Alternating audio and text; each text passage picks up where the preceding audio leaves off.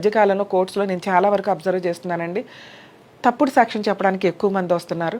అది వాళ్ళ రిలేషన్స్ అనో, వాళ్ళకి ఏదో ఉద్ధరించాలనో, లేదా వీళ్ళతో వాళ్ళకి ఏదో పని ఉండడం వల్ల.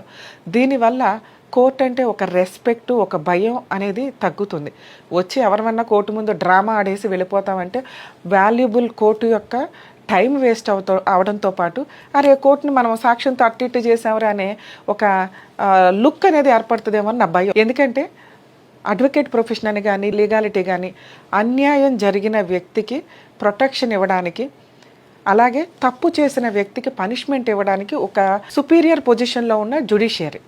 సో అటువంటి జ్యుడిషియరీని ప్రొటెక్ట్ చేసుకోవాల్సిన బాధ్యత ప్రతి ఒక్క అడ్వకేట్ మీద, పబ్లిక్ ప్రాసిక్యూటర్స్ మీద, అలాగే జడ్జెస్ మీద కూడా ఉంటుంది. కాకపోతే జడ్జెస్ ఏం చేయలేరు, వాళ్ళకి నిజం తెలుసు ఈ వ్యక్తి అబద్ధం చెప్తున్నారా ఇదా అని. కానీ ఎవిడెన్స్ మీద డిపెండ్ అయి ఉంటుంది.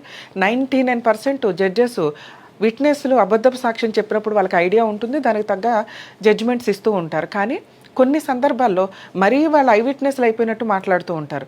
సో అటువంటప్పుడు అపోజిషన్ పార్టీ స్ట్రాంగ్ ఫైటింగ్ ఇవ్వండి, స్ట్రాంగ్ డాక్యుమెంట్స్, ఎవిడెన్స్లు గ్యాదర్ చేసి సబ్మిట్ చేయండి. 100% మీరు కేసు గెలుస్తారు.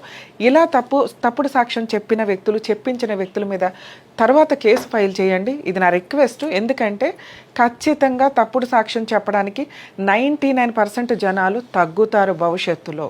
ఇప్పుడు మేము కూడా అదే పని చేస్తున్నామండి. ఒక కేసులో తప్పుడు సాక్ష్యం తీసుకొని వచ్చారు. వాళ్ళు ఆ ప్లేస్లో లేరు, ఆ జ్యూరిస్డిక్షన్లో లేరు, ఆ వ్యవహారంలో లేదు, అసలు ఆ సీనే లేదు, ఆ కాలమే లేదు, ఆ టైం పీరియడే లేదు.